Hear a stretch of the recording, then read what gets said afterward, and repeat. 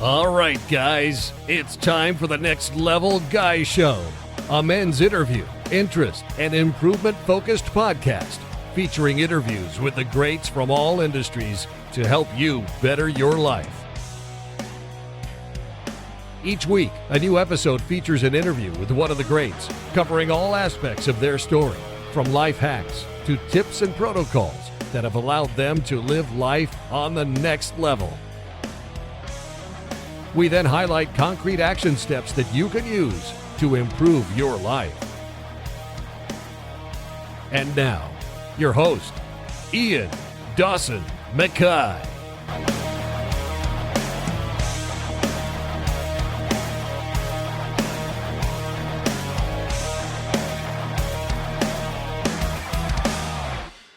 And today's guest is Michael Sartain. Michael's a performance coach, former Air Force Navigator, instructor and host. His Men of Action program has propelled 400 plus men to new heights in their life in under 25 days. His podcast, The Michael Sartain Show, is a much-loved show of discussions on topics such as dating, status, connection, networking and more, with a range of opinions and fiery debates. Michael graduated from the University of Texas at the end of the .com bubble. The lack of jobs led him to be a DJ and later a manager at a gentleman's club. He joined the military after the tragedy of 9/11, becoming a navigator in the United States Air Force, winning awards and medals for his service. In 2011, Michael left the Air Force and moved to Las Vegas, becoming an event host and eventually a self-help coach. Michael hosts pageants, swimsuit competitions and network events in Vegas, and is the MC and recruiter for some extremely large parties and charity events in Los Angeles. In 2019, Michael created the Men of Action program. The program was a culmination of all the lessons and many more he's learned over his life and through his podcast. The Men of Action program focuses on 5 pillars: social networking, leadership, entrepreneurship, mindset and finance to make you a well-rounded man with an abundant lifestyle. In this interview, we discuss becoming a man of action, networking, and how you can change your story to change your life. And now, let's get to the interview.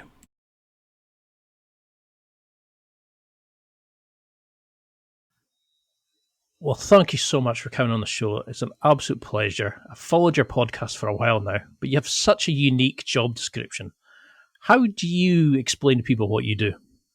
It's really funny. Every time I get this question a lot, like, what do I do? So I would say now the easy answer is I'm a performance coach, which is different from being like a life coach or a therapist. I understand that my clients have a burden of performance. When they come to me, it's not one of these things where I just have to make them feel better. They have to feel better, but also something must be produced. There must be some action taken.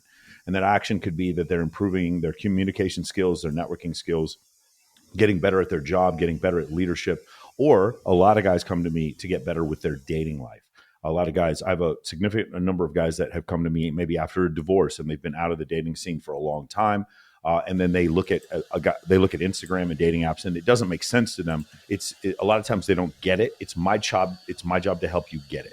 So if you were going to say, probably the top description is that I'm a dating coach. I still work part-time as a quantitative analyst for a fund. And then I have 3 different podcasts that I do. One of the podcasts we're going to turn into a webinar. Just a monthly webinar, but I have the live stream I do on Mondays. I have the Michael Sartain podcast, and then I have Access Vegas that I do. We try to do every Thursday that Rolo and I are both in Las Vegas. And then it's a panel show, much like Whatever or Fresh and Fit, but it's just Las Vegas girls. And we try to keep it a little bit more scientific. I am obsessed with 2 topics in particular, and that's evolutionary psychology and astrophysics. Those are like my 2 biggest hobbies in my life. Unfortunately, not a lot of people want me to teach astrophysics, so I teach evolutionary psychology principles, and then I relate that to dating, intersexual dynamics, like I said, leadership, prestige, social status, communication, networking, those type of skills. I take, what were our evolutionary roots? Why is it that men who, have more alignments throughout history, Dr. David Buss, who I quote probably more than anyone, he talks about the concepts that men who had more alignments growing, more social alignments, had more access to resources throughout history and more access to, sexual partners throughout history. The ones who had the best alignments had those things. The people that were closest to the top, those were the individuals who had the most resources that they were granted throughout history. And we still see that same thing today. You guys have probably noticed at some point in your life, you getting picked over for a job or a promotion or for a date, but it wasn't because of how, it wasn't a meritocracy. It wasn't because of how good you were. You got picked over because somebody knew someone, right? Because someone was friends with someone else. And that language of networking, that evolutionary language of networking is something that I teach. Because you talk a lot about like the status of a person, that sort of makes them attractive. Do you think that's a problem in today's society? Is that we all are now going towards the easy route? We simp for the OnlyFans girl. We want to become famous and rich by doing the next viral video rather than creating a sustainable business or something. Have we become the generation no great war, no real struggles? So we've forgotten how to be just men? So I like to look at things as, are they efficient or inefficient? And then do they work or not work? I've tried to, the way I coach is nothing to me is right or wrong or good or bad. It's like, does it work or not work? For instance, having a society where murder was legal, that doesn't work because all of a sudden no one trusts anyone. And now your system of economics breaks down. And all of a sudden things become very inefficient. So that's the reason why when people are like, well, why is murder illegal? It's because it's bad. No, it's not. It's actually illegal because then society breaks down. That's the actual answer. And so I look at it the same kind of situation. Does society work if a lot of men are watching OnlyFans and a lot of women have delusional beliefs about their attractiveness towards the opposite sex because of how many matches they get on dating apps? Society sort of works. The reality is there's 8 billion people on the planet. And so if a lot of dudes are simping for women, is it bad or good? It's inefficient. Here's the thing: when you say whether or not it's good or bad, if you're one of the people who's becoming aware of the situation that you're in, if you're one of the people who's becoming aware and say, hey, I'm a little bit overweight. Hey, I pay a lot of money to these girls on OnlyFans. Hey, every time I meet a woman, I start putting on this like pickup persona or this suave Casanova persona that actually pushes away a lot more women than it connects me with. If you come to the realization that in your job, whenever you're talking to somebody else, you're talking shit about your other employees behind their back instead of having direct conversation to their face. In those cases, what I'm going to tell you is your life doesn't work. Your life is inefficient. Your life is based on stories that you tell yourself to be a victim. And if you want to get out of that, you can have a more efficient life that works better for you and then makes you happy. You can definitely do that.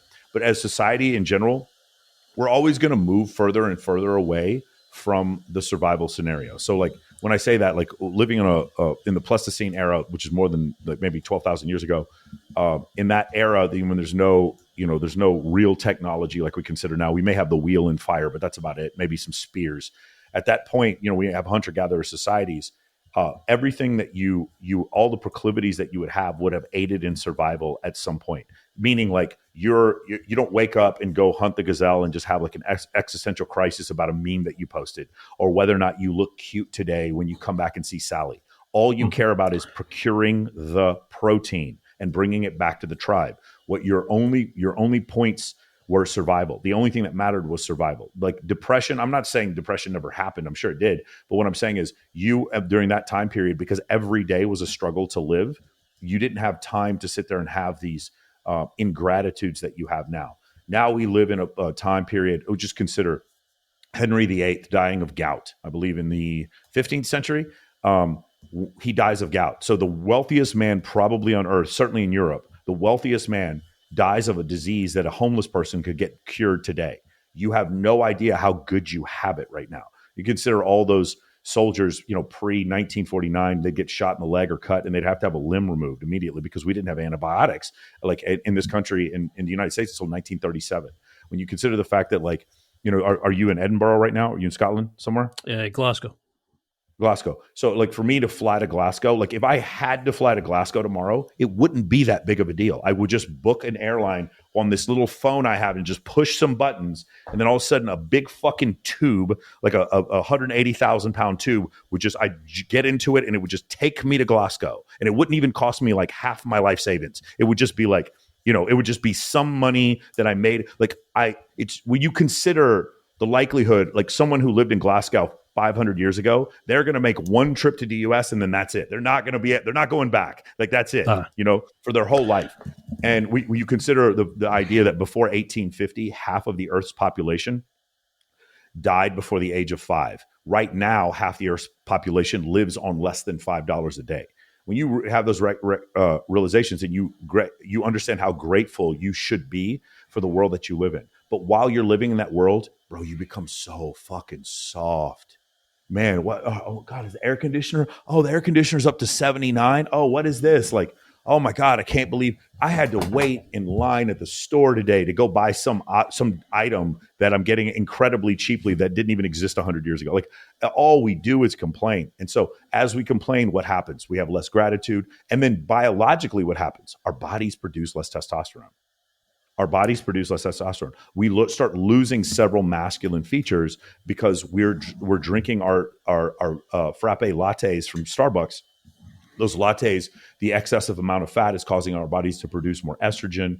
The things that we eat are causing us to like not live as that hunter-gatherer, very efficient, compact man who probably had a very low body fat percentage. That we're getting further and further away from that survival scenario. I guarantee you right now, like for instance, the conversations that we have about gender, which whatever you believe is fine. But my point is we wouldn't have that conversation 200 years from now. The idea that like when we lived in an agrarian society where men had to like, till the soil, the idea that women were like, we want equal rights. I'm like, well, even if we wanted to give them to you, we can't because you can't do the physical labor that we can do. If the zombies showed up today, we would go very much back into gender roles.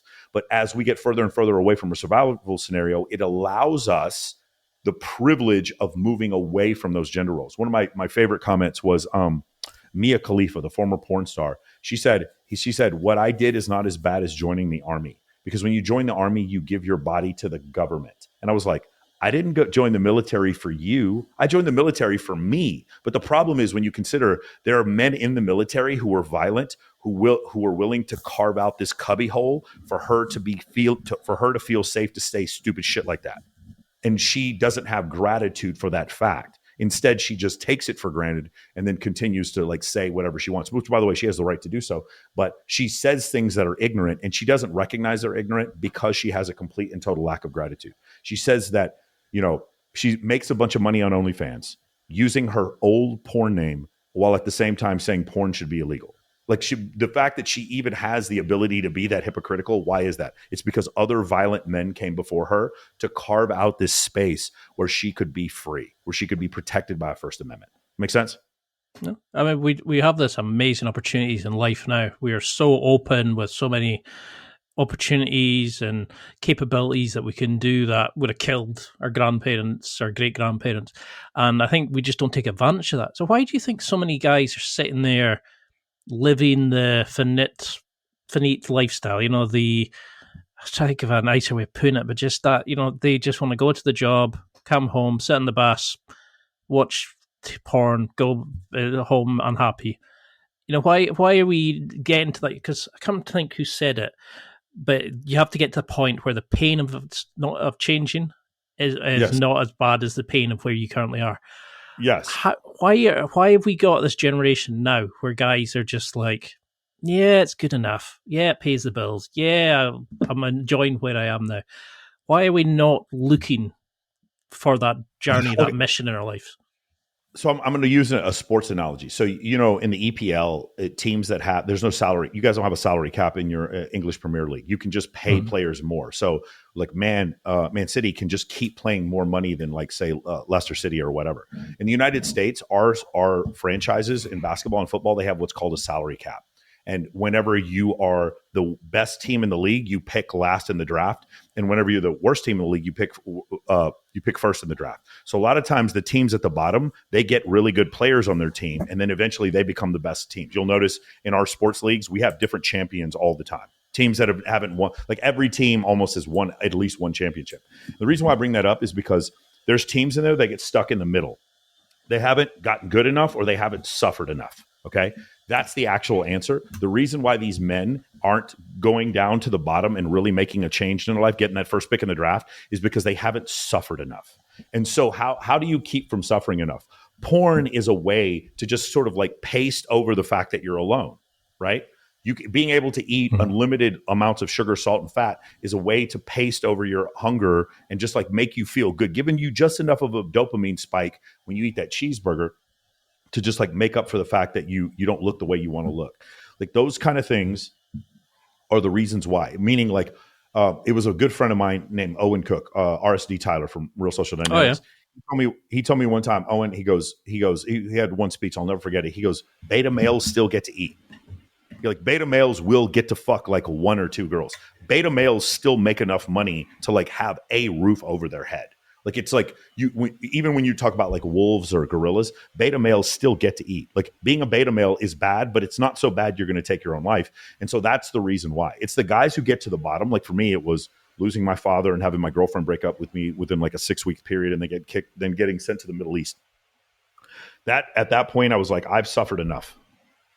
And so I made a decision to change. So the answer to your question is, we've created a world that has so many diversions. You can divert like through porn, video games, movies, radio, television, film. You can, and also the ability to get prescription drugs. People abusing prescription drugs. I know some people have like legitimate like ketamine therapy or they're prescribed Xanax, but people abuse those things too. And your ability to sedate yourself. There's never been more of an ability to sedate yourself if you're a young man. And so because of that, no matter how bad things are, you never really feel how bad they are. You never hit rock bottom. It's never so bad, and you never suffer enough that you actually make the change. So that's probably the reason why. We just live in such a comfortable environment. Whereas those guys that you're talking about, had they lived in a Pleistocene period, what they would have done is their lack of motivation would have caused them to not be able to eat, to cause them to be cast out of the tribe. When they talk to these Inuit tribes, these ancestral tribes, even today, they ask the men in the tribes, are like, why is it that you're going to war? Why is it that you're willing to conduct violence? And the answer is always the same answer: because I want a wife. They know that if they go and they show themselves to be worthy men who are in battle, that they get a wife. In the United States, we don't do that. We go to war because we love our country. But like back in these ancestral tribes, that's why they did it.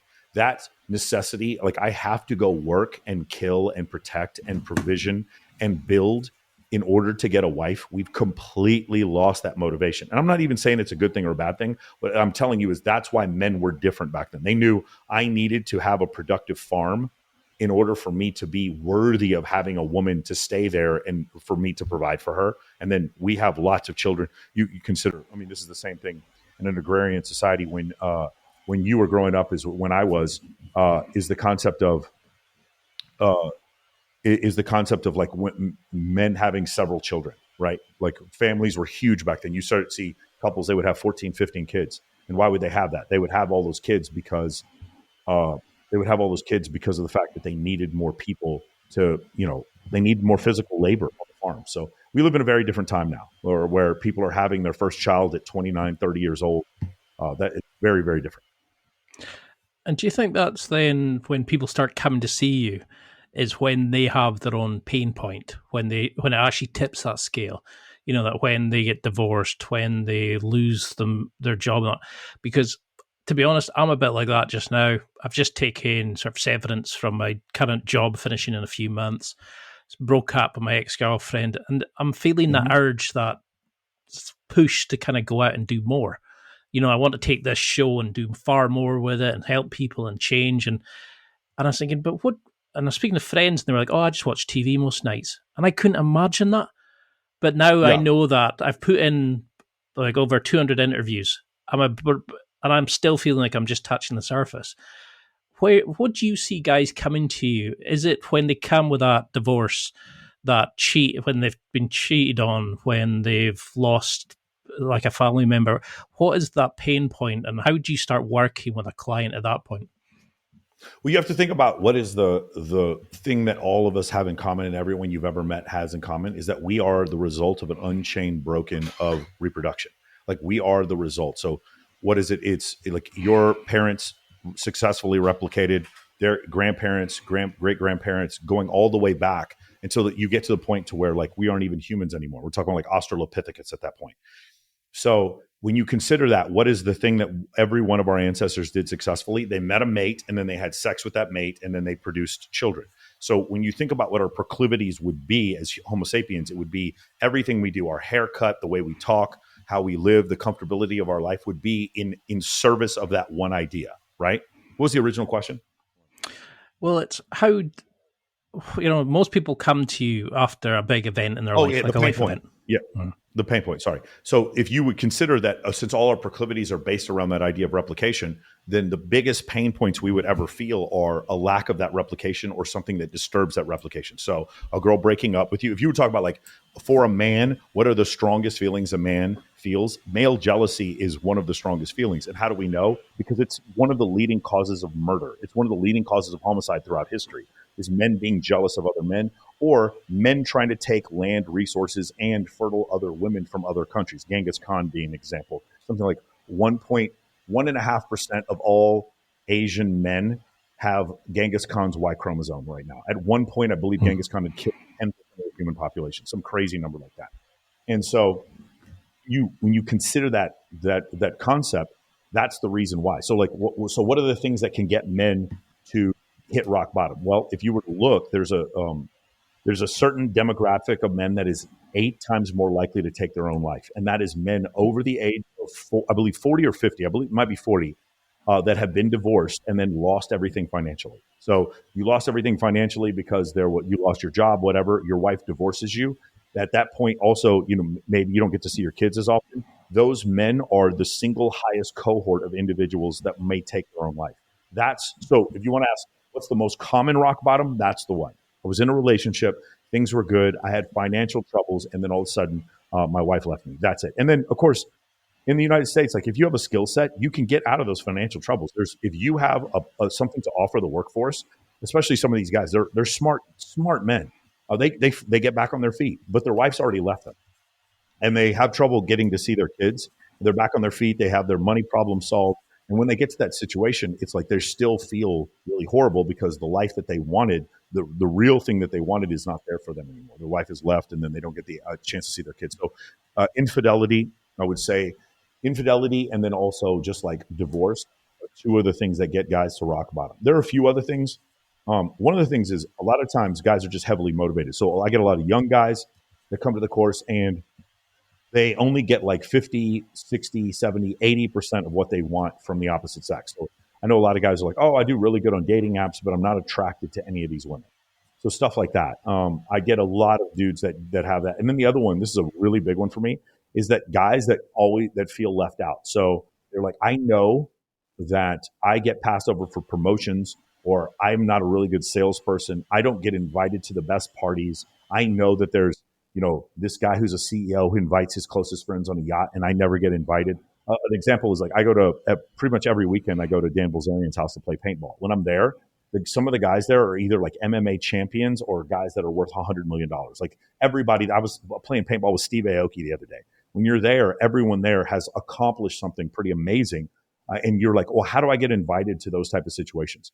Those guys are probably they're not the majority of my clients, but when we get one of those guys on the phone and talk to them, they're most likely out of any other type of client to join the program. Meaning guys who want to improve their networking skills or get better with, networking with really high status men. The most common though is guys who are having trouble with women. They're the ones who come to me the most because, again, when you consider what's the strongest pain point you're going to feel as a man, the strongest pain point you're going to feel is the rejection of women. It is, and regardless of like how much you get used to it. Even Dan Bilzerian in his book, this guy had been with 2,000 women, and he talks about 2 or 3, or there's like 4 women in there. He talks about that broke his heart. And so, like, how is that possible if you have that much validation for women? It's like, well, because it's a very, very evolved, deep, evolutionary adaptation that we have as men to want validation from the opposite sex. So that's a lot of times where the main pain point comes from. It definitely makes a lot of sense because if you said to me, what's holding you back? What's stopping you becoming the next level of where I want to be? I would go, I would stutter my way through some bullshit answer. But if you said, tell me about the girlfriend you broke up with or your first love, yes, I could give you every single detail and it'd be like a knife down the back. Why, when we're starting to make that change, how do you work with somebody to get them to actually understand the limiting blocks that are actually holding them back? Because I'm assuming you don't break down jealousy, comparison. You actually deal with changing the person as a whole. Yeah. If you know how they say, like, what gets measured gets managed. Yeah. How do you even get them to start to understand what's holding them back before they even start looking at fixing it? So I have a pretty big advantage there. When I first started the program, the main thing that I would use was me. I would say, well, this is an example of something, because I'd had a lot of clients, but the best example of someone who wasn't getting what they wanted and was able to fix it was me. So I was always using myself as an example. Now, because I've had 1,600 guys through the course, whenever I have, like, say, an Indian guy who's short, who says, oh, this won't work for me because I like white women and they don't like Indian guys, I show him 12 Indian guys that are in the course that are short, that are all doing really well with white women. And then I ask the guy the question, I say, what is the story that he's not telling himself that you're telling yourself right now? Yeah. He's having success and he's in the same situation. So again, initially I only had myself as an example. And now, because I have 1,600 clients, if you go on moamentoring.com and you sign up for a demo, we'll actually show you 200 video testimonials of guys who've taken my course and then had incredible success with it. So whatever it is, whatever the trope is, it's the guy who, like, I can't make money because the world's against me. I'm really bad at speaking. Hey, Michael, what do? I'm an introvert. Hey, Michael, I'm an African-American guy and I only want to date white women. Hey, Michael, whatever the thing is, there's all kinds of tropes. Hey, Michael, I'm overweight. Hey, Michael, I'm too old. Too old is a big one. That one's crazy to me. I just can't even. Let me tell you something, guys. I have never had more women like come after me than when I turned 46. Never. And when I'm 55, I'll probably even have even more. And I know there's these guys, and these blue pill guys are like, that's not true. It's like, if you stay in shape and you stay at the peak of your game, and probably I would recommend testosterone replacement therapy. If you do that, you will never be more attractive in your life than when you're a fully functioning, like well-placed, competent, fit man who has a little bit of gray hair. Women go fucking nuts for that. It is absolutely true. Look at Clooney, look at Brad Pitt, look at The Rock. Over 50, women still find them attractive. Now, women don't find most men over 50 attractive because most men over 50 are obese. So that's the reason why. So it's just one of those situations where you have to, you look at that and then you say, okay, this is where I can improve, and this is the kind of improvements that I can expect. But the way I get them out of their head is I show them examples, multiple examples of people who have succeeded, who are in exactly their situation. And I ask them this question: what is the story he's not telling himself that you're telling yourself? And then all of a sudden they can go inside themselves and be like, okay, there is a story I'm telling themselves. Getting people to recognize that they tell themselves stories and those stories dictate their behavior is really hard to do when those people have a big ego. But if you have ever met like a delusional guy, like a guy who's delusionally confident with women, he gets women he's not supposed to get. And a guy who's delusionally confident with sales, he ends up pulling off sales that he shouldn't be able to pull off, because he's telling himself the story that he's better at sales or better with women than he actually is. And then the results follow. So it's one of these crazy things as human beings. You guys can look up the placebo effect if you want to, that in psychology, but it's like, if you continually tell yourself these stories, now you can do so to the point where like you can hurt yourself, right? I'm telling myself I'm a cardiologist and I try to do heart surgery on someone, then I end up killing them, right? Because I don't have the competency and the experience to do this thing that I believe I have the intelligence to do. But there's also Dunning-Kruger effect, where you have like a little bit of knowledge in a certain area, so you think it makes you an expert in that area. Like Mark Cuban talking about finance is a great example. Mark Cuban he says things that are like woefully incorrect, but because he's a billionaire, he thinks that he can do that, or he thinks he can run a basketball team. And I'm a Mavericks fan, so that's the reason why I'm saying that. Those type of situations, those things happen, and then you can like learn to overcome them. But the story you tell yourself, that's the most important thing. Because it harks back to like when I interviewed Brent Smith. I can't remember how he describes himself, a lifestyle coach maybe. And I remember him saying that, and that was the first time somebody had ever said, you can change your story at any point. You just tell yourself it's a different story, and you can stop all the programming. And I remember thinking, that's just garbage, and I could feel myself fighting against it, because it then made me realize I can make the difference. It's not things holding me back, it's me holding myself back. And do you think that's the beauty of things like pickup and all the change in male self-improvement over the last 20 years has been that pickup introduced guys to becoming the prize, taking girls off the pedestal, making them realize they were better, they could be better? I think male improvement did that. I don't know that pickup did that. I think one of the problems that I've had with pickup in general is that because there's so much, even it was actually Owen who said this. He goes, think about the term itself, pickup. That means I'm going to go try to get something that I don't have. Men coming from a place of lack. I actually do think, I think really good pickup instructors did really good jobs, but pickup in general as a whole actually hurt men because it caused men to like believe this more aggressive style of direct game with women was something that was better instead of understanding how to manufacture attraction. And because pickup, especially in the early days, was totally devoid of any kind of social circle understanding. And for the longest time, they had no concept of how social media worked. You'll notice like pickup coaches now are teaching guys how to like take pictures for their Instagram. They're like 15 years too late. I think in those cases, I think not pedestalizing women was something that came more from like the male self-improvement space, more maybe from the manosphere than from pickup specifically. I think what pickup did do is that it helped a lot of guys who were stuck in the house get out and get over their approach anxiety. That is one thing pickup absolutely did do. But I think the strategies afterwards were just like more along the lines of either I need to be very direct with women, which, you know, this is something a lot of people don't understand. Women don't sleep with you because of your intent. Pickup guys were like showing intent to women. Women don't sleep with you because of your intent. They sleep with you because of your status. And so understanding how status hierarchies work, that was a function of social circle game, which was something that came along much later. And I think it's more of like a software update to pickup. Pickup worked really well back from like, say, 2001 to 2010. I think pickup worked fantastically well. But once 2011 happened and Instagram came out, then people were able to show massive amounts of status with low perceived effort. What happened was there was the entire dating market tilted toward this small group of men that were able to show all this status. I mean, Dan Bilzerian being probably the biggest example back in 2012. When that started happening, then pickup started working less. Also, women stopped going out as much. You'll notice like the most beautiful women don't go to clubs nearly to the level that they did 20 years ago because they can get all their validation through Instagram and OnlyFans. So, and again, I just feel like, you know, this is something, it's a software update. The world had a software update. It was called social media. And I teach the software update. I try to give the guys the update. If you've been married since before 2011 and you come out and you start to realize that I need to know what these memes mean, and I need to have like a Instagram that shows that I'm relevant, competent, have access to scarce resources, and have high status. If I didn't know that because I've been married this whole time, then when you get back out into the dating world, things have changed so fast. And by the way, they're going to continue to change very fast as well, and it's something that you have to keep up with. Because I mean, I did a bit of RSD when I was younger, saw some results, but I was shy at doing the pickup line because it was never congruent with who I was. But when I realised the bits about becoming a better person and suddenly becoming more just out there myself, suddenly I was like, oh. And now lately I've become this version of myself that I don't know who I am anymore.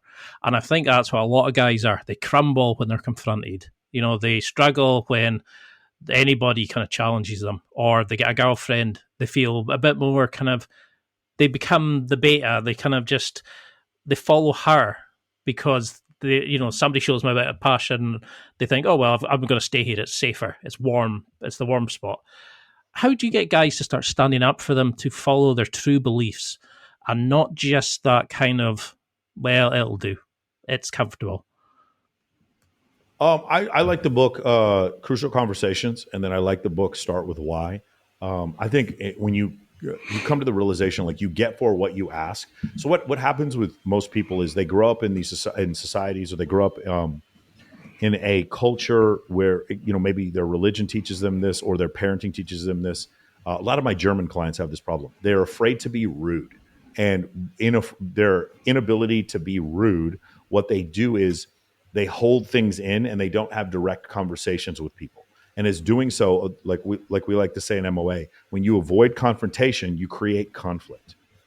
When you avoid confrontation, you create conflict. So you're a boss and you don't give clear instructions to your employees. Hey, this is what I need to do. This is what the standard is. You don't do it. And then they don't meet the standard. And then after a while, like, things build and build and build. And then you have to fire them. And then when you fire your employee is like, I don't understand. What did I do wrong? And in your mind, you're like, well, he should have just known, but I didn't want to have this uncomfortable conversation with my employee. So I let this thing fester. And that's what happens. When you avoid confrontation, you create conflict. It's the same thing with your girlfriend. If she does things where, like, you're out and public together, and then she consistently either picks a fight with you in public, or it's a situation where she disrespects you in front of your friends. If you don't have that conversation with her earlier, being like, hey, I just want to let you know, like, we can't do that in public anymore. If you want to do that with me again, I'm going to have to find someone else.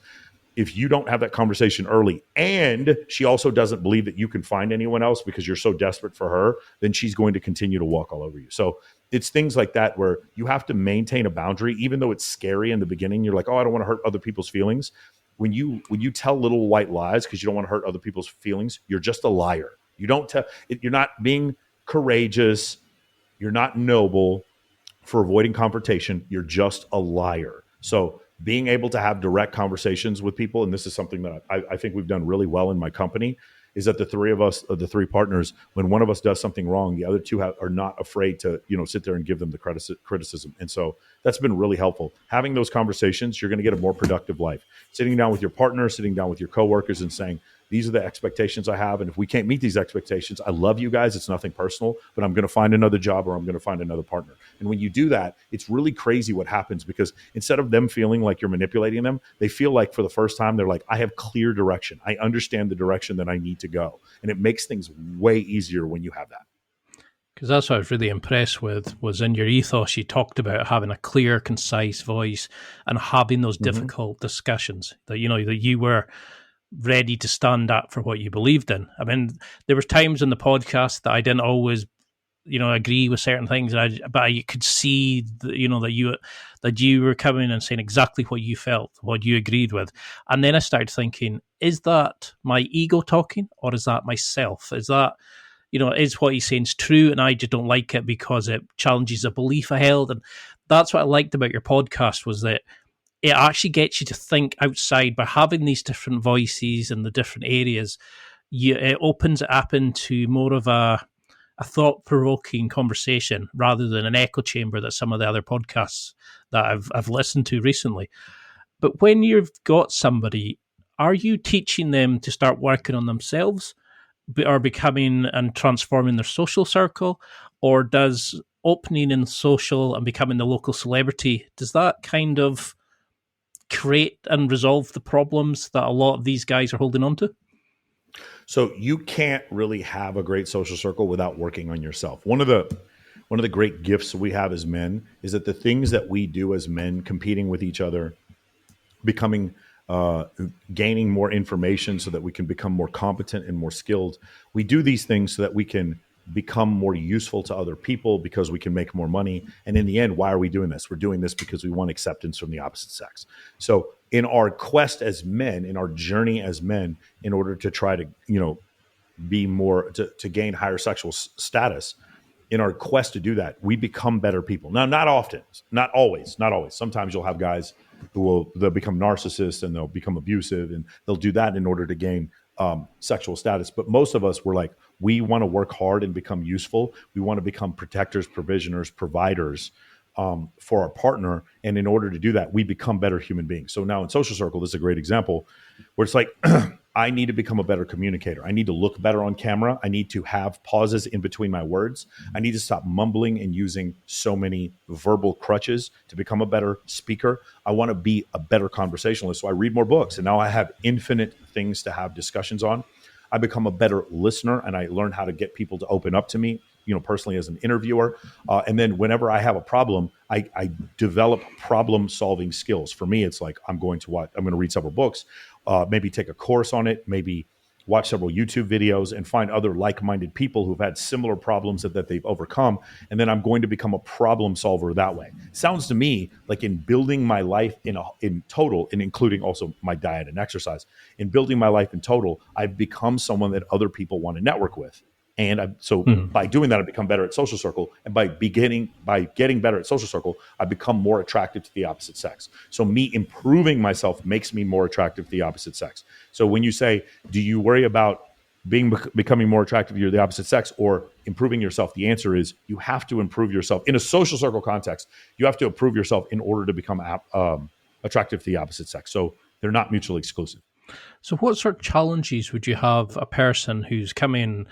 Would you want them just to be reading more, to be, to doing some, I think Carl Jung used to call it the shadow work? Are you getting them to kind of challenge the stories through journaling?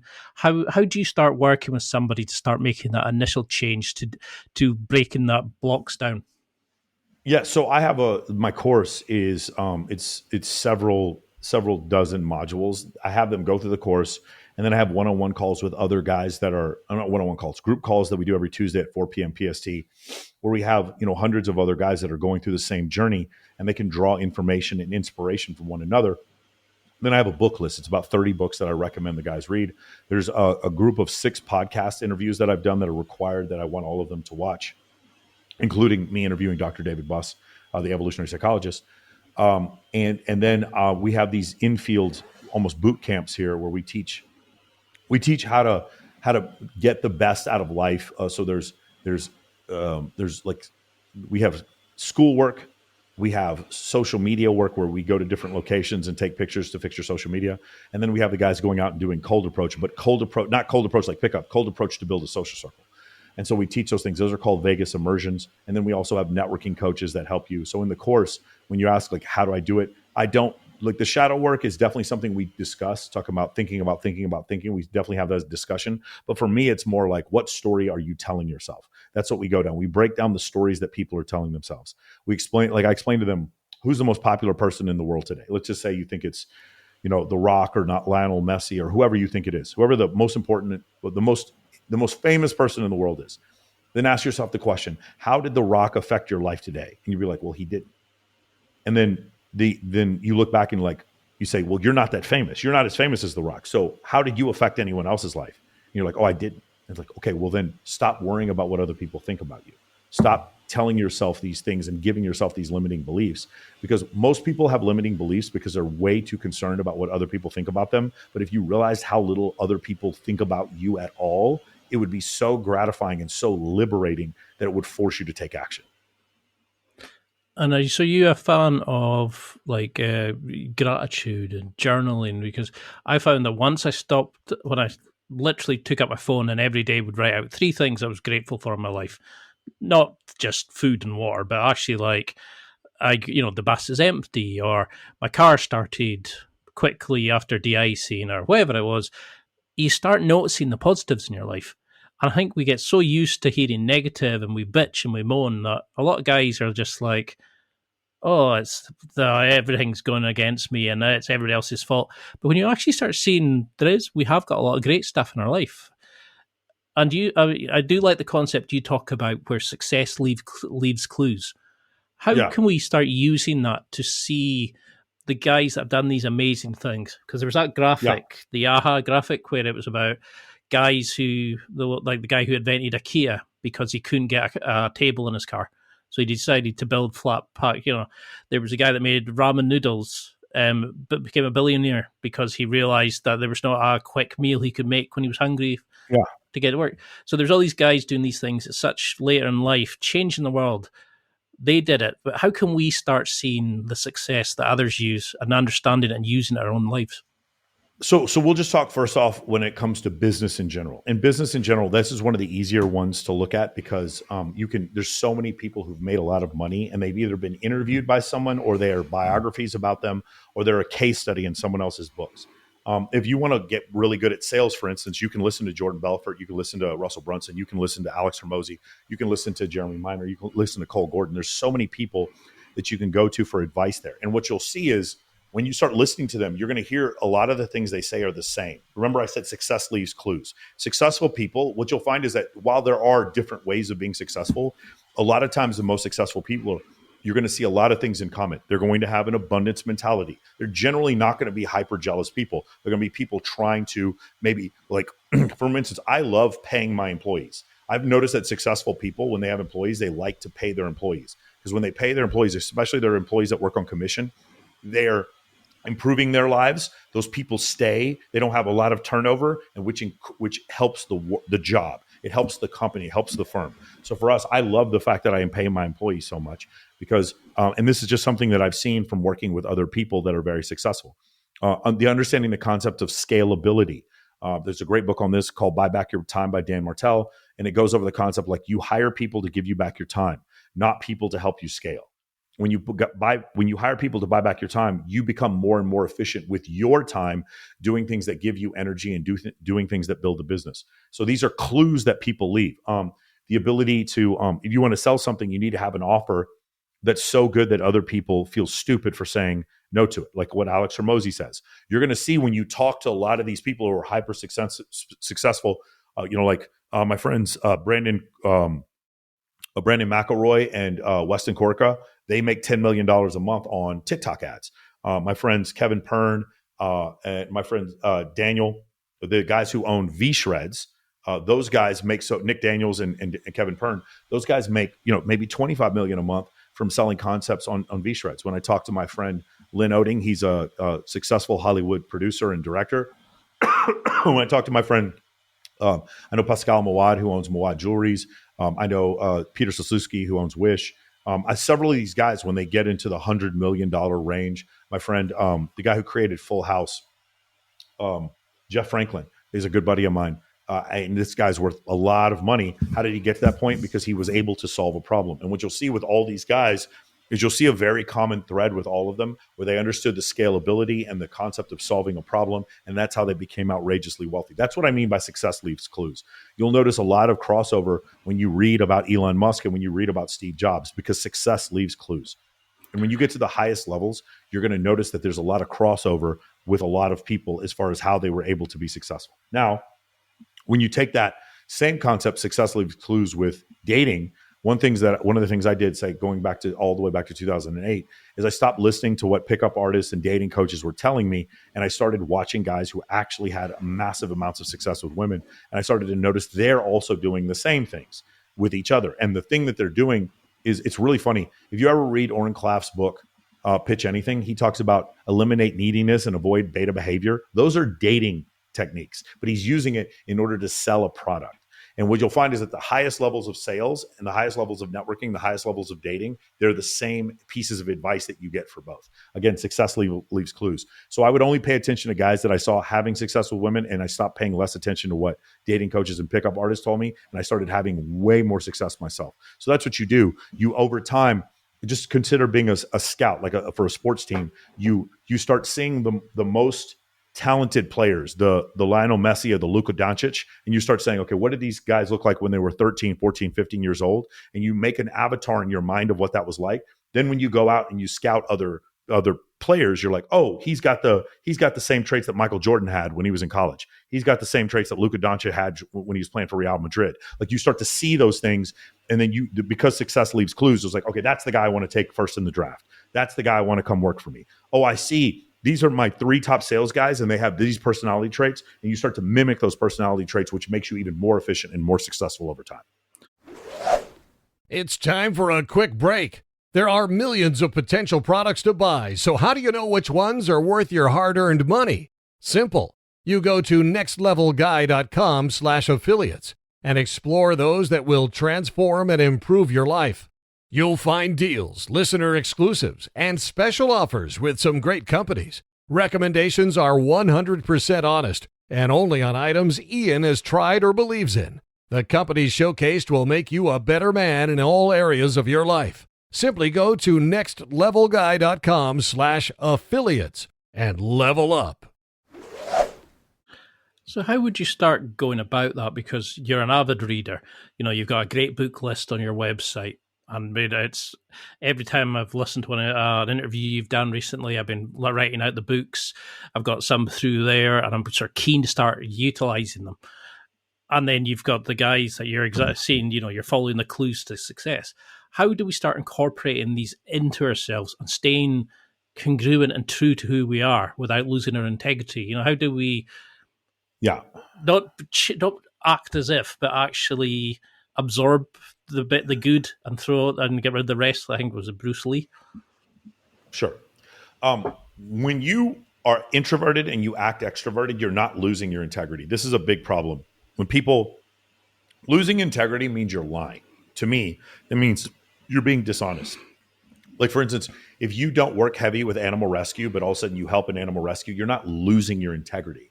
because that's might not be your main mission. You're still helping the world, so it's okay. And so, for instance, one of the things I see often is guys, I have a lot of clients who are introverted, and I teach them how to project louder, and so they sound extroverted. In their mind, they're like, oh, this isn't who I am. I feel try hard for doing this. It's like, well, no, that's not integrity. Being louder is not a function of integrity. Improving your social media is not a function of integrity. So a lot of people are like, this doesn't feel authentic. It's like, well, improvement, if you aren't successful and I give you a technique to become successful, it's always going to feel weird. It's always going to feel inauthentic. I wouldn't worry about a lack of inauthenticity. I would worry about a lack of integrity. I do not lie, cheat, or steal, nor do I tolerate anyone who does in our company. And so that's what integrity means. But me improving, like, so for instance, let's just say I was overweight and I put on 20 pounds of muscle and and my BMI went down and my waist got smaller. Am I being myself? Am I being authentic? The reality is, dude, I'm not being myself. I'm actually not being authentic. But who I was before was overweight, and now I've lost a bunch of weight. I've changed. And in that change, I've improved, but I haven't lost my integrity. And so that's where people, a lot of times you'll be like, hey, man, this is what I need you to post on social media. And I'm like, oh, I don't want to do it. It feels try hard, or it feels inauthentic. And I'm like, no, it's not inauthentic. It's not try hard. You're improving. That's what's happening. And so you have to understand the difference between the two things. A lot of times, again, if you've ever gone to a personal trainer, that first day when you get back from the personal trainer, you're so sore because he worked out muscles and parts of your body that you haven't worked out on your own. Do you feel inauthentic? No, you're improving. You're actually improving. But you may make the excuse in your mind as a coping mechanism. You may say, oh, this isn't me. This isn't who I am. No, this is improving. Improving is not about authenticity. Improving is about integrity. Do you have the integrity to continue to work harder to improve yourself? Because that's, to me, happiness comes on the journey. And the journey of self-improvement is such an incredible journey. There's so many clients that I have that are starting from zero. And I'm actually jealous of them because the dopamine hits they're going to get from these massive improvements in their life, I can't go back and do those again because I've already done them. I've already leveled up past that point. And watching them do it just makes me so happy for them to be able to improve. So that's a big thing that a lot of people have is like when you get people to become better public speakers, they're like, this doesn't feel right. This doesn't feel authentic. Becoming a better public speaker does not impugn your integrity. What it does is it doesn't feel authentic for you because you have your authenticity or the person you are inside is not successful and you want to stick to that person. My whole thing in MOA is we get rid of that person. The only thing that matters is like you not being successful in general has to do with you not working smarter, meaning you haven't received the correct guidance. And it also has to do with the stories that you're telling yourself. You're telling yourself that there's a matrix that's after you that keeps you from being successful. And like when you even when you listen to Andrew Tate, he's like, I'm aware there's a matrix, but I'm not mad about it. I just understand that there's rules and I need to follow the rules. If I follow not the rules, but if I understand the mechanisms of the matrix, I can become incredibly rich. And that's the reality situation is. Like the world is hard. A woman rejects you. Let me tell you something. Women's selectivity sucks when you have low status and a woman rejects you. Women's selectivity doesn't suck when you're married and you have a child and you don't want your wife going off with some other guy. Women's selectivity is awesome when you have a family. Women's selectivity sucks when you're in college, right? So that's the difference. And you'll start to understand it's not that the game is unfair, or maybe it is unfair. You don't want the game to be easier. You want to be better. You just want to hope to be better. But a lot of times, me giving you those things, you have to change your diet. Well, I don't want to change my diet because it doesn't feel authentic. No, changing your diet, you're improving your health, okay? And when in doing so, you're maintaining integrity, but it won't feel authentic. Make sense? Oh, definitely. I mean, I love the way that you put that. I'm going to be using that from now on because I've had this argument over and over with people saying, oh, I can't do that because it's not who I am. And you're like, well, you're not. You've got to go out and try something different to become a different version of yourself. Yeah. If you do the same thing you've done, it was like Albert Einstein doing the same thing over and over again and expecting different result is the definition of insanity. So Neil Armstrong wasn't the first guy who landed on the moon until he was. It's like it's not who I am as a person. Who you are as a person. Like I wasn't a captain in the Air Force until I was a captain. Like who you are as a person is constantly morphing and changing, and hopefully it's improving. And so who you feel like you are when you're 18 should not who you feel like you are when you're 26. So 18, you just get out of, you start at university. And then when you're 26, maybe you finish your master's degree or you're working on a PhD. You're a different person then. And so you need to appreciate and accept the fact that you're going to constantly be changing. And in that change, you hope that change is improvement. And in that improvement, things that are not going to feel authentic in the beginning will feel authentic later on. And then there'll be new changes that happen after that. But integrity is something different. Integrity has to do with lying, stealing, and cheating other people. That's something different than me making you talk loud when you don't want to talk loud. That's not a function of integrity. That's not who you are. You can always improve in those areas.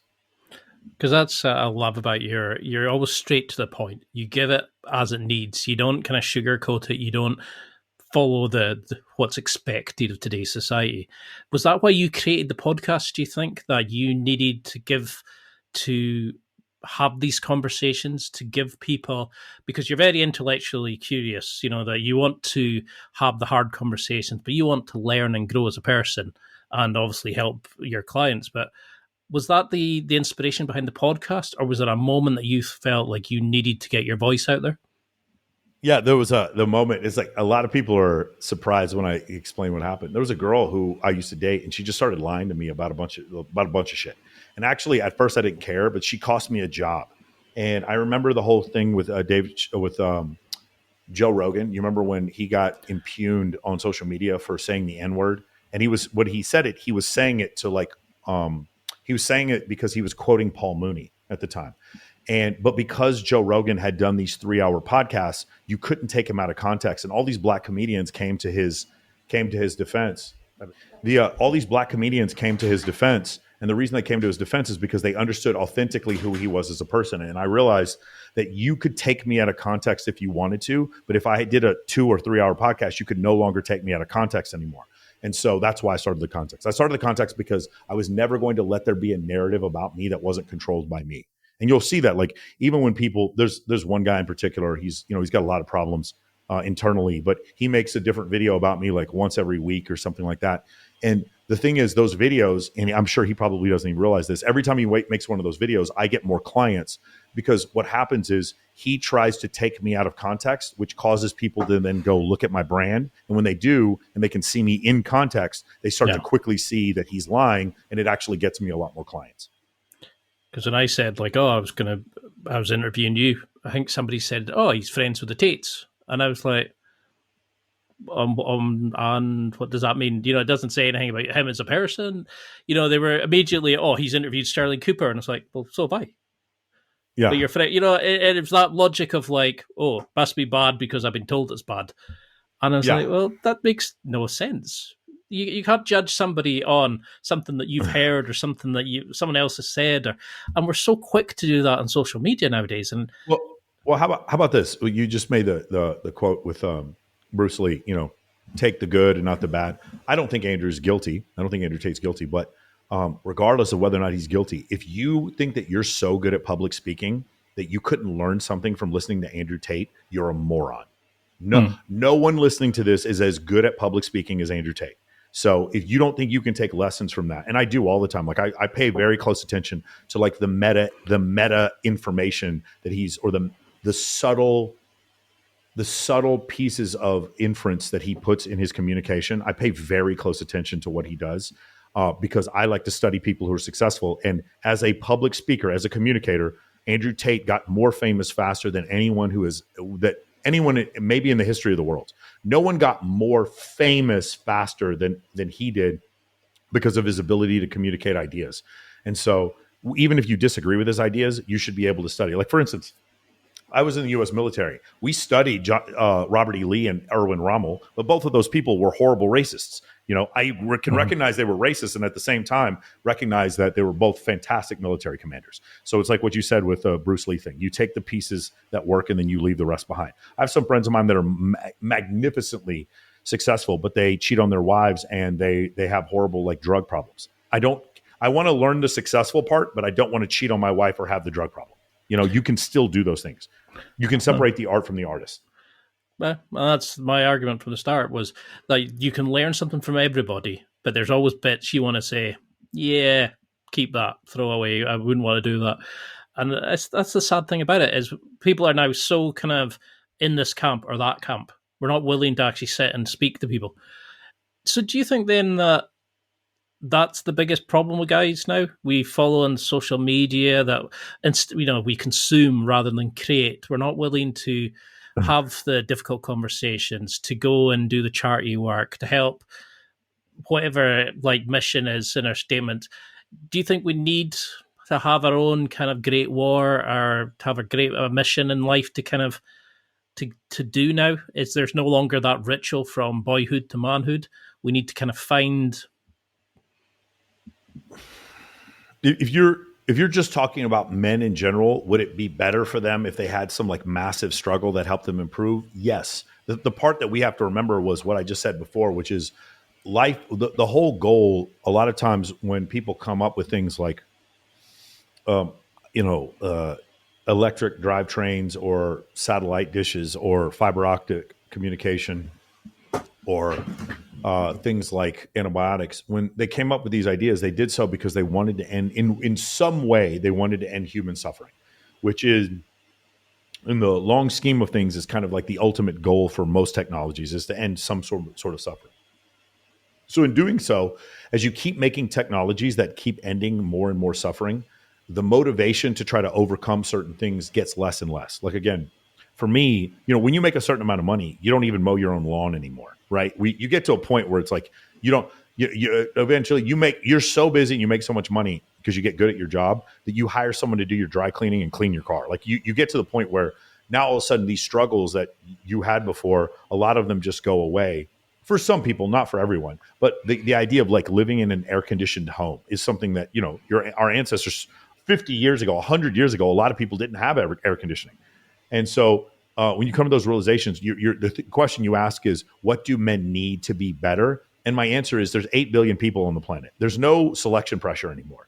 Better or worse, there's still going to be billions and billions of people on the planet.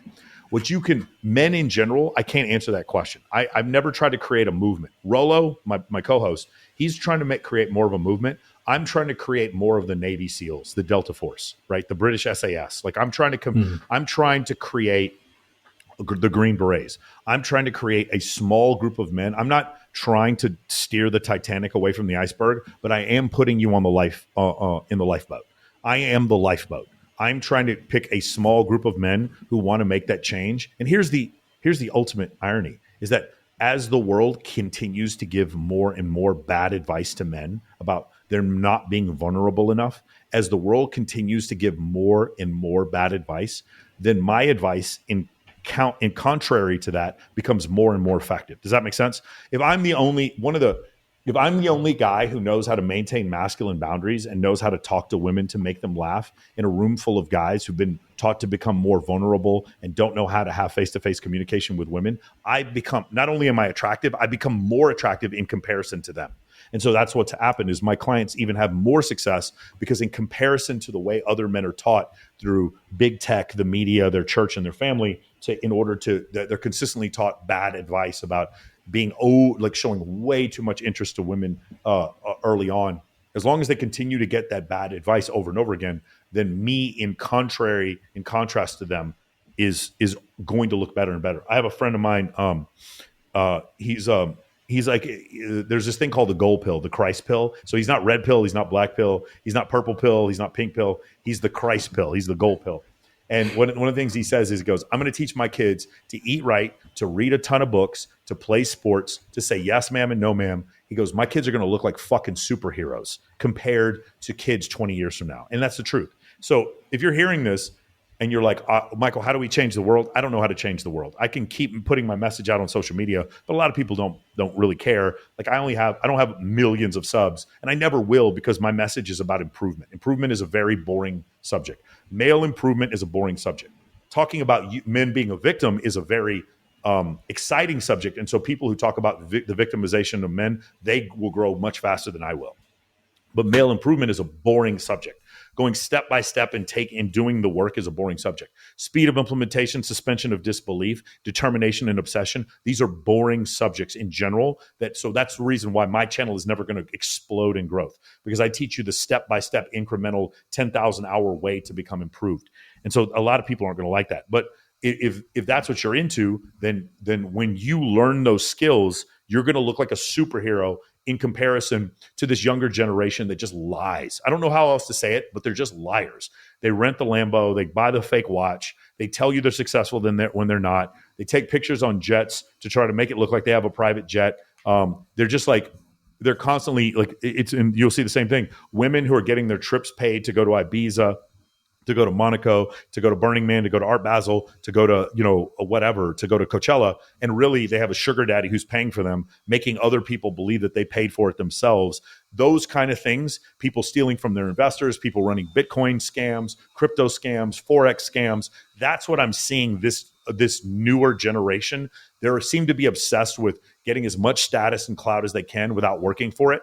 And so my clients look like fucking superheroes compared to those people, because we have integrity and we actually take the time to read the books. Like, consider, I ask my clients, every one of my clients, to read 30 books in 1 year, this collection of 30 books that will change their life. Most of the people that you see on there that are running Facebook ads, they've not read 30 books in their whole life. I'm asking you to read 30 books in a year. I'm asking you to put in some level of work. So again, when you get to that end goal and you've done the work, you're going to look like a superhero compared to these other people. Because that's the thing. If you said improvement, people go, nah, it sounds like work. But victimization, that gives them an excuse to stay where they are. That's a justification to say, well, I'm being held down by this guy. It's like you're saying, it's holding that story that lets them stay where they are. And could you then use the concept? I know you talk about the local celebrity in your coaching. Could I then use that concept, the local celebrity of the podcast, to kind of facilitate that movement to find my tribe of guys that want to do that? It's interesting because you brought up local celebrity, and that is in our marketing. What local celebrity means is like, so let's just say really famous people would be like The Rock, Justin Bieber, like Justin Timberlake, like really famous people that are way up here. Kim Kardashian, they're like 10 out of 10 famous. And then down at the bottom is like the janitor at the school. He's 0 out of 10 famous, right? He doesn't have any social media, whatever. I want you to get to like a 2 or a 3. Like, there's this mid-tier level of fame that didn't exist 25 years ago. You were either like Tom Cruise or you were nobody, right? And there's this way to be famous at like a 5 that didn't exist anymore because of social media. So that would be like Aiden Ross or Patrick Bet-David. These are guys that are like famous in certain circles, but they're not incredibly famous, right? Mm-hmm. Drake is like super famous to a lot of people, but there's like this mid-tier level of fame. You're like a backup point guard in the NBA, or you're a streamer, or you're like a goalie on a soccer team or something like that. There's this mid-tier level of fame. Just below that is what I would consider local celebrity. So local celebrity means this. When you go out in Glasgow, every single restaurant owner knows your face. Every pretty girl in Glasgow has at least seen your face on social media, but just in your like local area. And when you throw events or even your birthday party in Glasgow, the girls are like, I can't miss Ian's event. I can't miss going. I have to go to that event.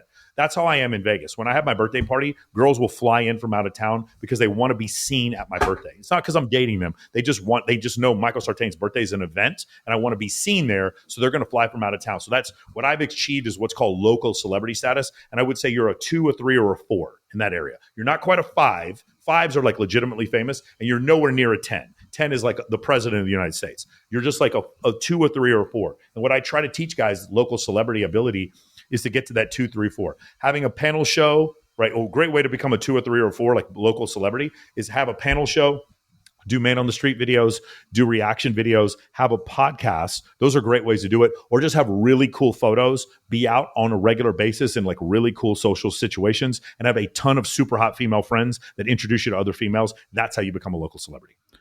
So what is then the sort of golden rules of being social? Like, to get to that level, once we've started working on ourselves, how do we keep doing this? But because, and yeah, we can have better like social media flows and stuff like that. But how do we, is there rules on being social, regardless if you're networking, dating, just connecting or just being nice? Because I was always taught to speak to the janitor as you would speak to the CEO, chat to everybody, the cashier, how's your day going, etc.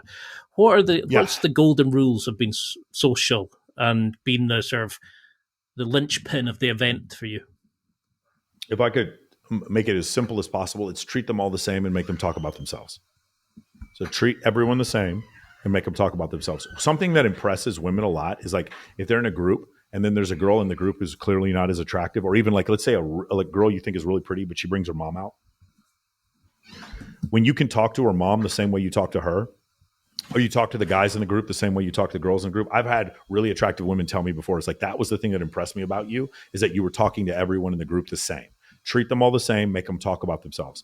Making people talk about themselves is really important. The thing I will tell you, when you're trying to network with a tribe of very, very successful men, speak the language of problem solving. So the reason why a lot of my friends who are very, very successful, the reason why we're friends is because I'm constantly trying to help them solve problems and I'm constantly trying to be useful. When I'm dealing with my guy friends. With ladies, what I'll do is I get them to qualify to me and I don't qualify to them. And I'm constantly showing like strong masculine boundaries, and I'm generating attraction through pre-selection, relevancy, competency, access to scarce resources, showing high social status and social proof. I'm generating attraction those ways. And at the same time, those same women that I'm talking about, I'm friend zoning them. I'm putting them in the friend zone. I'm showing that I have little to no intent. And if they want to date me, they're going to be the ones that they're going to have to chase. So that would be the small keys to what I would express.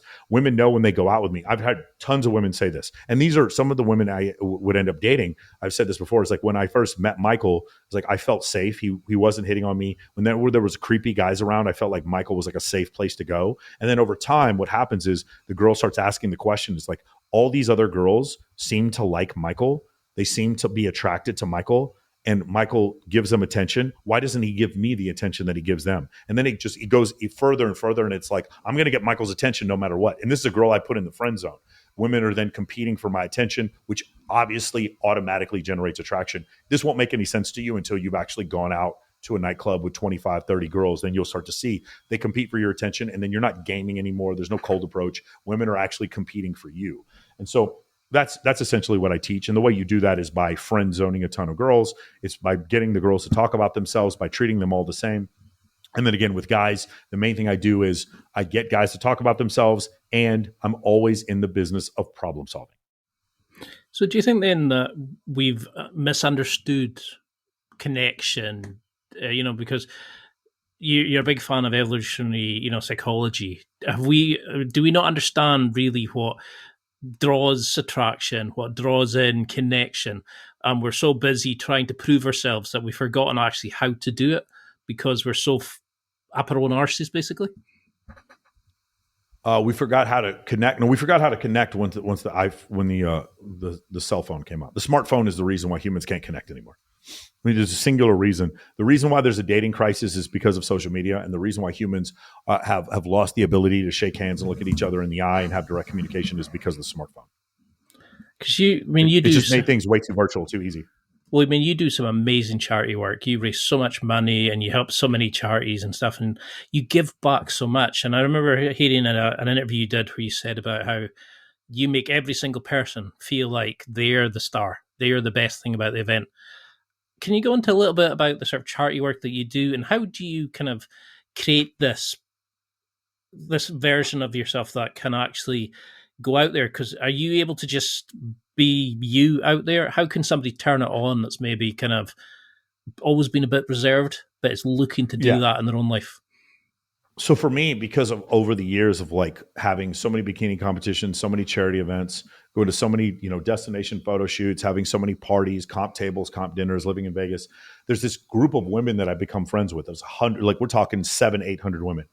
And one of the things that these women have is a superpower. Their superpower is they can get people to look at them on social media. It's mostly, yes, because they're physically attractive. And my friend, Steve Fowler, he didn't come up with the idea of, I think he came up with the idea of using social media with this, but the idea of using girls that were like playmates in order to focus attention on things like animal rescue, focus on things like troops overseas, focus on things like collecting toys for children on Christmas, focus on things like maybe ALS, cancer, whatever it is, domestic abuse. When he would use the superpower that women had of garnering attention, and he would use that superpower in order to do good, in order to raise money for charity. So that's the ethos. That's the basis of where we got the idea in order to do it. For me, I'm a unique example. I'm not a good example of this. I was never introverted. I was always extroverted, and I like talking to people. Talking to people in groups, I don't feel any anxiety. I actually feel more anxiety talking to people one-on-one than I do talking to people in groups. Getting on stage and talking in front of 1,500 people, I feel like I'm home. I feel like very, very comfortable, in part because my speaking voice gets lower, and I feel like my voice is a shield that protects me from any kind of criticism or taking any kind of damage. I use my voice almost like a shield, if that makes any sense. It's a force field that protects me. So for me to turn it on, turn it off. The other thing is, if you've ever hung out with me and talked to me, you'll see that the guy who does the interviews on the red carpet is very similar to the guy who you meet when you talk to. It's like one, authentic like situation all the time. So I think that's probably the easiest way for me to explain it. Is like, I love talking. I've changed in my mind public speaking into something that's very, very positive. So is there a way that you can, if you weren't, say, that person, or you were kind of getting into that, how would you kind of turn it on? Is there a practice that you get guys like Tim Ferriss used to have? You go out and lie down on the ground to get over that kind of worry about what people are thinking about you, or the social anxiety. Yeah. Is there something that you would work with a client who kind of maybe came to you and said, I'm terrified of being that social animal? The thing is, with the techniques, I've seen these ones where you lay down on the ground and you start barking at people, stuff like that. The problem with that is that it while it does get you over worrying about what other people think, it also kind of doesn't calibrate you. Like, you still need to be calibrated while you also at the same time don't have the anxiety of worrying about what other people think. Those two things are not mutually exclusive. So you want to calibrate yourself. So I recommend, if you're going to do the thing where you lay down in the street, do it once. Like, you don't have to do it over and over again. What's more important though is having gratitude, and then also coming to the realization. I remember I used to go out in Las Vegas when I first moved here, and I would see these guys that were up at these dance floor tables, or the promoters or hosts or whatever, and they always had like this stoic look on their face. And I was like, man, those guys have all the answers. Those guys are living a great life. And then later on, when I started throwing events at those same clubs, those guys would come up to me and ask me questions. And then I came to the realization, oh, they're just as insecure as I am. They're all going through the same thing. When you come to that realization that the people who are criticizing you are just as insecure as you are, then it's like you can lose that sense of judgment. I just don't worry about people projecting their own insecurities on me. I used to get mad about it. I used to like respond to every comment. And now I was like, oh, I understand you've had a really rough day. This is something that you're going through, et cetera, whatever. And you made a personal attack. Justin Waller has like this incredible comeback where he goes, hey man, I saw that you left a mean comment on there. I just want to let you know that I'm pulling for you, and I just hope everything works out for you in whatever it is that you're dealing with. Bro, it is so, you think that that's an infantilizing, but the thing is, you've hit on a core problem. Nobody's going to leave comments about you on YouTube unless they're going through some kind of internal pain. And so learning that was probably the key issue to improving that part of my life. Because that's what I used to do. I would sit there and say, oh, such and such, I really hate them. And then I would turn around and go, okay, I wish them the best. I hope they're doing really well. And just being positive about somebody you were annoyed at, it deflated everything. And you couldn't be upset or angry against them. You're kind of like, okay. And then you just moved on. Because I used to ruminate and OCD and stress about stuff. And now it's just like, wish them the best, move on. And I'm still fallible and still fail every so often, but it really helps. So how do we make this a system then? As we start becoming more social, as we start going out, as we read the books, start working ourselves, and how do you avoid taking the easy wins? When you start seeing girls falling for you a bit more, or you start becoming more social, how do we get guys to keep improving? How do they find, I don't know, how do they have to have a mission? Do they have to have an overall goal, a kind of focus in their life? How do we avoid them staying in the shallow end and actually swimming out for the real prizes? How do we avoid? For me, there's three things that I do in order to maintain the mindset that I have. Number one is gratitude, like we've mentioned before. Like, we live in after the time of antibiotics, and we all have electricity and running water in our house. Number two is the complete and total acceptance of the present moment. I accept and I surrender to the present moment awareness. You can read Eckhart Tolle about this, but it really is where you can be yourself the most. I am the quickest and most charismatic and the smartest when I'm totally in the present moment. And then the last part is the complete and total resignation to the understanding that you're going to die. None of this is permanent. You and everyone is going to die. Everyone you've ever been jealous of and everyone that has ever been jealous of you will be dead in 100 years. And you understand the finality of it. It frees you. It liberates you in order to take action. So that's what I would recommend for guys. And most people you're referring to have lost those three understandings. Have you ever seen that Memento Mori? It's Memento Mori. That's the third one that I was talking about. The sheet where it shows you the little squares, and every week you shade one off, and you work out from the day that you're, roughly, I think it's 80 years, and each week the passes you shade off a part of your life, and you realize how little you have left of life once you're 30, 40, and it is scary. It's terrifying. What would you want somebody to take from this? Because we've kind of gone around a lot of topics. I'd love to have you on and go into sort of different areas, but what would you want people to take from this as a kind of an understanding or a statement of intent to live their life with? Yeah, I would recommend that if you're listening to this, understand the concept of working smarter, not harder, that the goals that you want to achieve, someone has accomplished those goals before. And if you can follow those people like a signpost, you can get to your accomplishments, you can get to your goals faster. One of the examples I love is from the creation of the mile until the time that Roger Bannister crossed the 4-minute mile was 2,000 years. And the next guy to break the 4-minute mile was 43 days because someone saw someone do it, then other people were willing to do it. Success leaves clues. If you want to find those clues, just understand what my program is we've delineated all those clues from all those great thinkers into one course. And that course, combined with all the experiences that my 1,600 clients have had and that I've had, we put all those things in there. And I basically took 25 years, my last 25 years of knowledge, and I put it into one course that you can get through in probably about 6 months. And so that's the main thing that I want to leave people with. And what would you get from somebody signing up for the Men of Action program just now? If they came to you after an event or they needed to change their life after listening to this, what would they get from the program and why should they sign up? What they're going to get is trying to understand the highest level of communication, networking, leadership, and dating, if that's what they're looking for. Those are the things that are most important. Those are the things that we teach other people. And then understanding how these things function from an evolutionary perspective. So understanding concepts in evolutionary psychology. And then, there's very, very actionable thing. We're in what I like to consider the worst part of self-improvement. The best part of self-improvement or the easiest part of self-improvement to teach is mindset.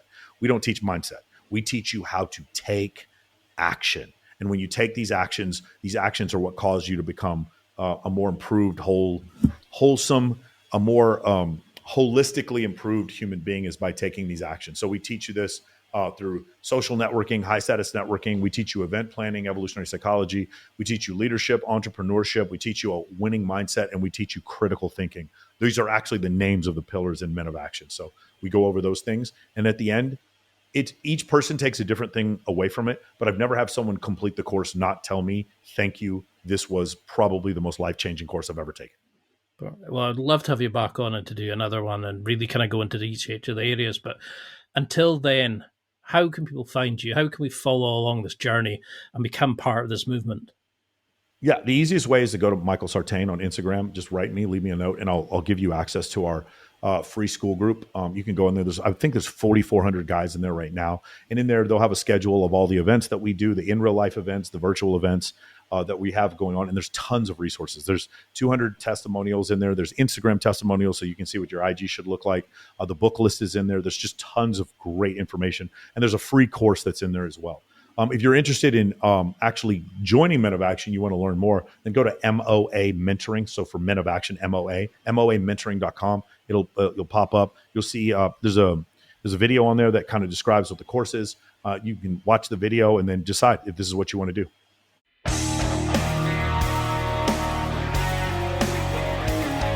Well, that's it for another week.